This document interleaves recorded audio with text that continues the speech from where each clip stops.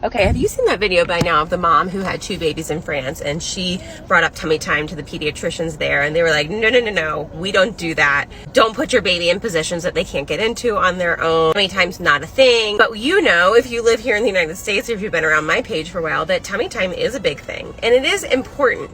But I don't think in the way that people understand. So before the tummy time movement came about in the early 90s with the Back to Sleep campaign, that was a dual campaign, Back to Sleep, Tummy to Play. Babies were getting lots of short little bouts of tummy time throughout the day when they were laid down to sleep. They were sleeping on their belly. They'd wake up, press up, and look around for a hot second, and people would move on with their day. But once they came out with this campaign that said you cannot place your baby on their belly to sleep, it's dangerous, people were kind of overcompensating, overreacting there too, and not placing them on their bellies for play either, probably out of fear. And this kind of upticked the amount of time that babies were spending in containers because they could keep them on their backs there. So we saw a huge increase in torticollis and plagiocephaly. And this is kind of where that container baby syndrome idea came from, because babies started spending all this time in container toys, and they were being heavily marketed towards family as, you need this for your baby's development. So now with social media, the internet, there's this widespread information, and a lot of us come on here and talk about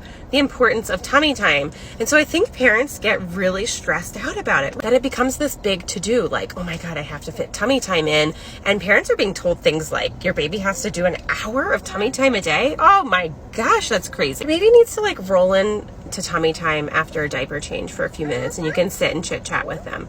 Your baby needs to snuggle you on your chest and take a nap, take a contact nap, get in the baby carrier, or just lay there and chit chat in your face as you're leaning back. Those are all part of a tummy time program. Your baby needs free, unrestricted movement. They need connection with you. You just holding your baby, snuggling them, moving them around in different positions is good for their development. And that leads me to the point that babies are entirely dependent on us for their positioning. So this whole idea that we shouldn't be putting them in positions that they can't get into themselves, they can't get into any positions by themselves. So that's baloney. Babies should not be uncomfortable in tummy time. They shouldn't be crying and fussing. You shouldn't have to force them to do it. Those are all signs that there's something else going on there, and you need support from a pediatric PT like myself. Child rearing is cultural, and tummy time is important.